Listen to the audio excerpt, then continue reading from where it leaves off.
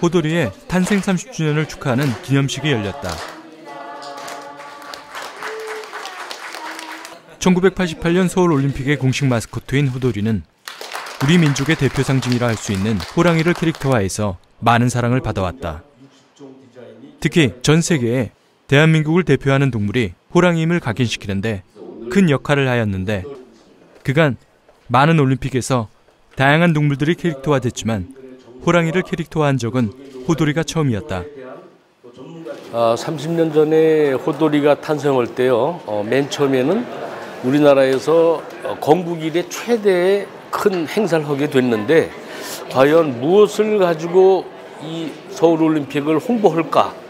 이럴 때 이제 국민들한테 물어봤어요. 뭐가 좋을까 했더니 제일 많이 응답한 것이 1등이 호랑이였습니다. 조직위원회에서 이제 그 심사를 거쳐서 나중에 참 우연히 운이 좋게 제가 낸 2마리 중에 하나가 채택이 됐습니다. 그래서 세상에 선보이게 됐고, 참 저는 지금도 호돌이에 대해서 너무 고맙게 생각을 하고요. 참 덕을 많이 받습니다. 야생의 공포와 무서움을 대표하는 맹수의 왕 호랑이. 어떻게 호랑이는 한국인들과 가까운 존재가 되었을까? 한국에서 호랑이는 단순히 동물적 존재가 아니라 아주 오래전부터 문화 깊숙한 곳에 자리 잡고 있는 신앙의 대상이었다. 경남 울주군 방구대의 암각화, 단군 신화에 나오는 호랑이의 이야기, 고구려 고군벽화 사신도에 나오는 백호 등이 오랜 시간 호랑이와 함께 해온 한민족의 역사를 말해주고 있다. 특히 조선시대 민화나 민담 속에는 호랑이가 많이 등장하는데, 이때 호랑이의 모습은 무서운 실존 호랑이의 모습보다는 정감 가는 해학적 모습으로 많이 묘사되는 특징이 있었다. 호랑이가 사실 전시가 아니고 전쟁이 아닌 상태에서는 가장 두려운 존재였죠. 저 비도에 보면은 호환마마 얘기가 나오잖아요. 그러니까 제일 무서운 걸 얘기할 때 호환마마였거든요. 그만큼 이 호환이라는 것은 무서운 거죠. 어떤 민화나 이야기에서는 호랑이가 굉장히 어리석으면서도 또 익살스럽고 또 해학적인 그런 모습으로 되어 있거든요. 그래서 이것은 우리 민족이 그런 자연과의 상호작용에서 두려움을 오히려 이제 해학적인 것으로 바꿈으로써 그것을 완화시키는 어떤 그런 기제가 작용한 것이 아닌가, 그런 생각도 듭니다.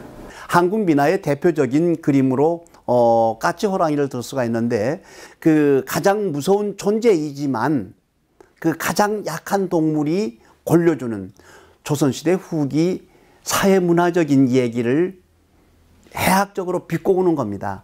호랑이는 양반으로 표현을 될 수가 있고, 까치는 선량한 민중으로 표현할 수가 있습니다. 그러니까 양반들 사회이지만 사실은 민중들이 약을 올리기도 하고 이렇게 수모를 주기도 하고, 양반은 사실은 우리 사회에서 가장 중요하면서도 서민들, 평민들 입장에서 보면 무서운 나쁜 존재라고 생각할 수 있거든요. 은유적으로 표현한 그림이 까치호랑이라고 얘기할 수가 있습니다. 호랑이는 세계적으로 약 5가지 종류로 나뉜다. 인도의 벵갈 호랑이, 인도네시아 섬의 수마트라 호랑이 등이 대표적인데, 한국 호랑이는 일반적으로 시베리아 호랑이라 불리는 종으로 백두산 호랑이라고도 불린다. 한국 호랑이는 다른 종들과 다르게 겨울에 추운 지방에서 살아간다. 그 때문에 털이 길고 먹잇감을 잡아먹는 특성 또한 다른 호랑이들과 비교된다. 다른 호랑이와 비교를 했을 때 한국 호랑이가 체격이 월등히 크다는 것을 눈으로 직접 확인을 할 수가 있습니다.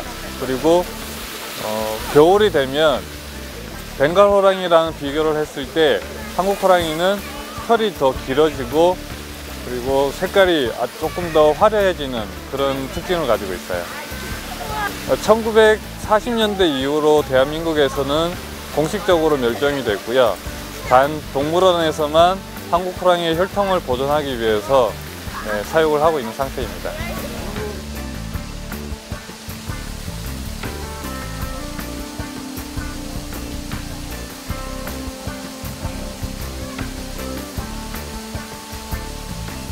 겨울철에 먹잇감을 구하기는 힘들다.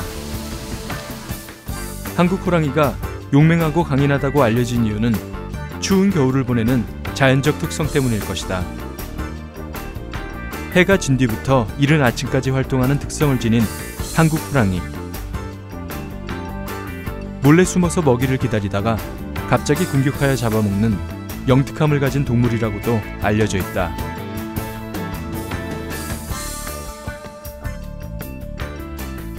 하지만 현재 한국 호랑이의 자취를 찾아보기는 힘들다.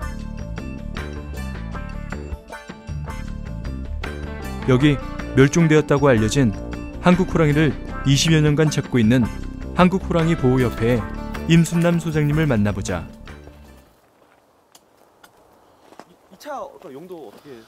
이거는 이제 전방 들어가서 잘 때 그 나의 숙소로 사용하는 차입니다. DMZ 같은데 촬영. 예, DMZ 들어가서 이제 거기는 뭐 굉장히 위험한 지역이기 때문에 이게 다 이제 방탄차로 이렇게 가지고 들어가고 있습니다.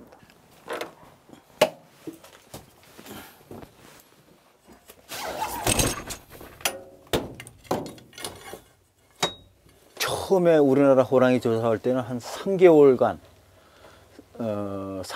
내가 저 텐트 치고 막 이렇게 생활을 했었는데 지금은 이제 호랑이가 어느 지역으로 움직이는 걸 알기 때문에 한 뭐 일주일, 뭐 닷새 이렇게 한 달에 닷새 이렇게 조사 나갑니다.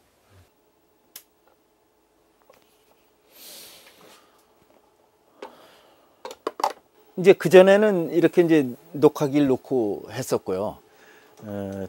또 뭐 소형 카메라 뭐 이런 걸 또 많이 했었는데 이것도 돌아가는 게 좀 좋지 않았고, 그래서 이제 지금은 이제 뭐 이런 카메라로 해서 이제 한 일주일 동안 찍을 수 있는 그런 거고, 이제 그 밤에 그 볼 수 있는 그런 장비 카메라가 있고, 또 이제 소리를 한번 냅니다. 호랑이 소리를 내면은 밤에 그 호랑이 있는 지역에서 호랑이 울음소리를 구애 소리를 내면은 그 다음 날 이제 눈이 있는 대로 조사를 해서 발자국이 왔나 안 왔나 그런 거지. 우리나라 대표 동물의 종이고 우리나라 대표 동물인데 이걸 하루빨리 우리가 보호해서 이 강인한 이 동물을 우리가 다시 이 한반도에서 띄워놓을 때 우리 후세들은 이 용맹성, 이 호랑이 같은 그 기운을 가지고 세계로 나가서 힘차게 우리가 뻗어나갈 수 있는 인재들이 나오는 거죠. 호랑이는 한민족과 수천 년을 함께해왔다. 지금은 그 모습을 찾아보기 힘들지만 호랑이가 한국 문화에 뿌리 내린 정신과 기상은 지금의 한민족 문화에 막대한 영향력을 끼쳤다는 것을 알 수 있다. 한민족의 정신을 상징하는 동시에 한반도의 자연을 상징하는 호랑이. 그 용맹한 기운과 기백은 앞으로도 한국인의 문화와 오래오래 함께할 것이라 생각해본다.